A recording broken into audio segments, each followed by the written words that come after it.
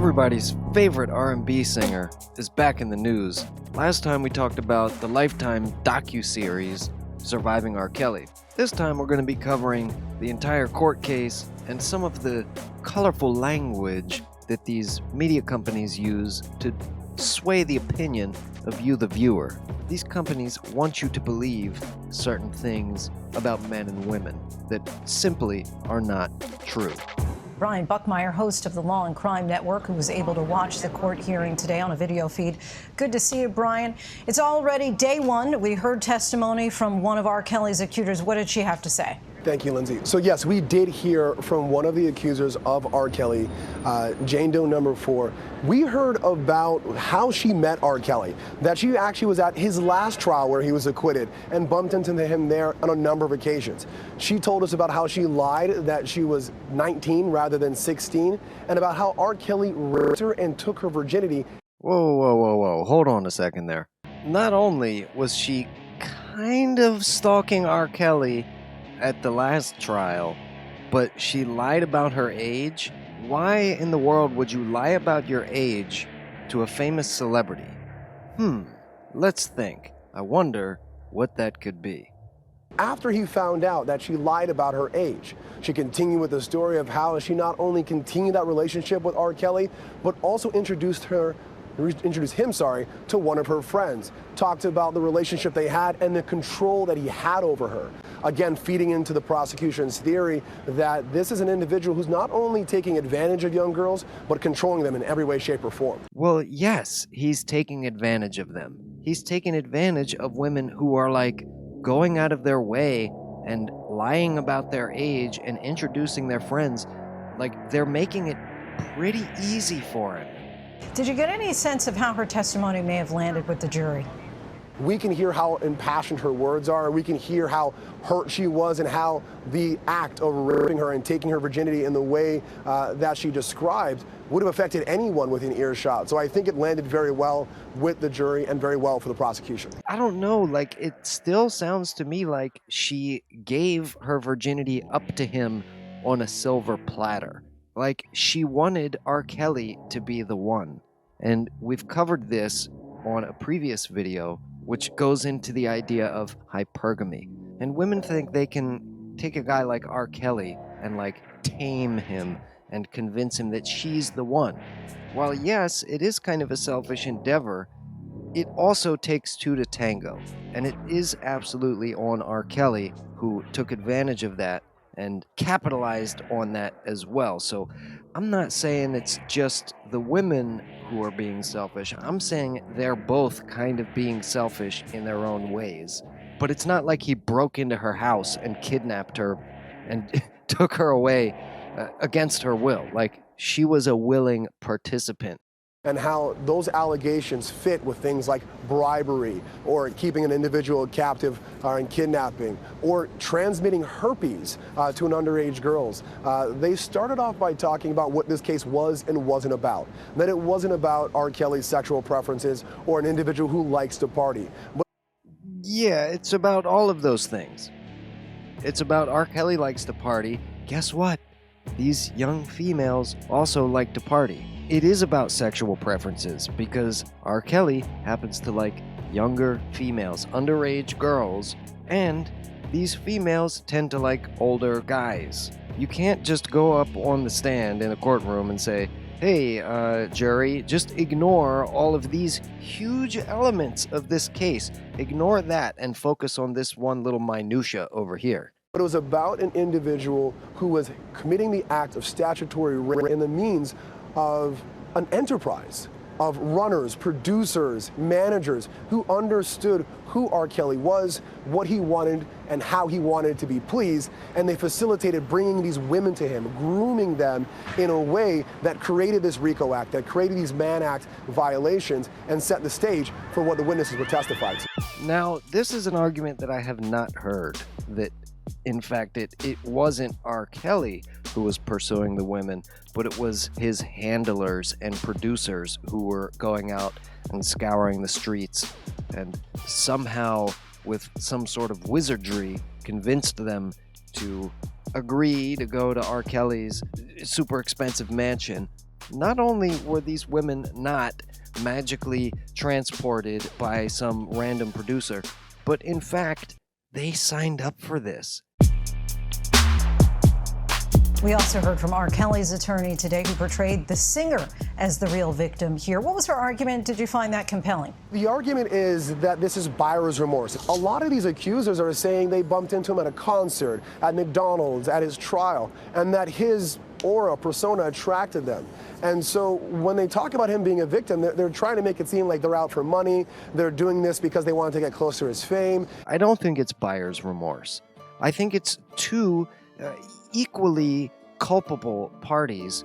Both sides are engaging in illicit behavior.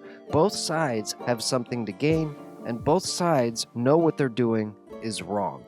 So no, I don't think R. Kelly is a victim. I mean, look at this guy. Does he look like a victim to you? After the relationship was ended and ended in a sour way, they are committing these acts of accusing him of these crimes, and he, in fact, is the victim here because these are consensual relationships, even though he's having multiple partners at a time. Well, yes, they are consensual relationships. This is true. But again, it's not buyer's remorse because it's not like these relationships suddenly soured and then these women got on up out of there. Like, no, the relationship was sour from the beginning. Before these women even really met R. Kelly, before they even really knew him, they literally knew that they were going to be on strict dress codes and strict schedules on when they were allowed to go to the bathroom and who they were allowed to talk to. They signed on to all of these things before day one. And so, no, the relationship was sour from the very beginning. Brian Buckmeyer, we thank you so much. Know that you'll stay on top of this trial for us. Hey, you got to give my man props over here. He explained the prosecution. He explained the defense. Now, I still think that based on some of the colorful language he used, it's clear to me that he's still trying to make the prosecution sound more sympathetic. But let's move on to the next video and see if we can spot any trends here. Prosecutors say R. Kelly is a predator who dominated and controlled underage girls. The 54-year-old R&B singer's racketeering trial got underway in New York yesterday. Wait a minute. What does racketeering have to do with dominating and controlling underage girls? Racketeering is dishonest and fraudulent business dealings, money crimes, extortion, the type of stuff that mob families and gang leaders engage in, where they go into your laundromat and they say, hey, Big Tony is going to offer you a protection deal, and all it's going to cost you is 1,000 bones a week. And if you don't like it, we're going to come in and break your bones. Like that's racketeering. I guess they're just trying to give the jury an idea of this guy's character and the type of person that he is. But it's kind of sad that the women don't get a trial specifically determining whether he's guilty of sex crimes. Okay, I guess if that's what you have to do to, like, get the guy in trouble and get him a slap on the wrist or whatever, all right. Joining us now for more on this is Jerika Duncan. Jerika, good morning. One of R. Kelly's accusers testified yesterday. Can you tell us who she is and what the prosecution is trying to prove by having her speak? Well, you know, this case is really all about sex crimes. It's about conducting an enterprise, as prosecutors say, and they're hoping to show a pattern. They want to bring forth witnesses that will talk to them, like Geronda Pace, about their experiences with R. Kelly. The defense, on the other hand, is trying to poke holes in the testimony early on, even in their opening arguments, saying, show me the proof. Where is the proof? Yeah, it would be nice to have some proof for some of this stuff and not just like appeals to emotion and like, oh, I'm so sad and I'm crying, so therefore he's guilty. I don't know, man. I guess it was pretty compelling, but if one crying woman is all it takes to completely remove a guy's livelihood and career and put him behind bars for the rest of his life, like, that's pretty blue-pilled if you ask me. Someone that was also interviewed for that documentary that appeared on Lifetime, Surviving R. Kelly. The same story that she told in that documentary is the same one that she told jurors yesterday, that she was 14 when she was outside during R. Kelly's first trial that you might recall, when he was indicted on child pornography. So the guy is indicted on child porn charges. This girl is at the trial, and she's 14 years old. What are you doing at this trial? Like, is the content of this trial even appropriate for a 14-year-old to even be listening to?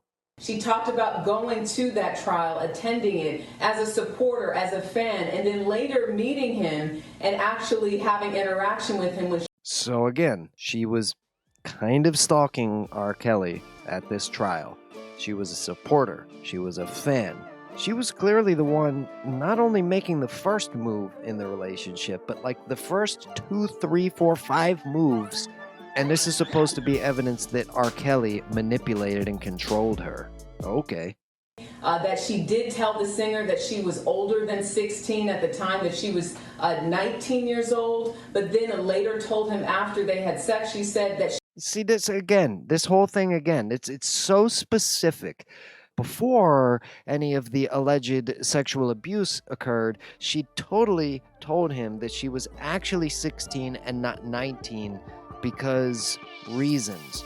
So the entire time she lies about her age for the sole purpose of trying to get inside R. Kelly's drawers, and then 3 seconds before it's supposed to happen, she tells him her actual age? The story doesn't make any sense. I'm sorry, like, it's just completely inconsistent with the rest of the story. And that his response, according to her, was continue to say that you're 19 and act like you're 21. So right there, you're setting up the case for someone who knew that a person was underage and continued to have sex with them. But again, But again, nothing. There is no again. And yeah, that sounds like something R. Kelly would say. It's like, oh my goodness, we've been doing this whole entire time, and now you tell me that you're actually this young age. You need to start acting like an adult. How is this proof that he did something illegal? I mean, I'm sure R. Kelly has done tons of illegal stuff. His real crimes may have absolutely nothing to do with these women. But of course, the prosecution wants to trot out these women and do a whole repeat of the Lifetime docuseries because that was just so successful in tarnishing R. Kelly's reputation. R. Kelly had a spike in album sales after the docuseries. Try harder next time. Is R. Kelly guilty of racketeering? Is Geronda Pace's testimony like proof that R. Kelly is this sinister mob boss like Al Capone? Or do you believe the defense that says, hey, the dude had a lot of fans and the fans went out of their way to make themselves available and that's just the way it is, and just because they had buyer's remorse doesn't make the dude guilty of interstate trafficking of underage girls? Like, I want to know what you guys think. I'm not telling you what to think. I'm just telling y'all what I think. Let me know your thoughts in the comments section down below. Don't forget to hit the subscribe button and hit that bell. Tap it very gently and tap it again. Definitely share this video with all of the R. Kelly fans you know and all of the fans of entertainment news in general that you know.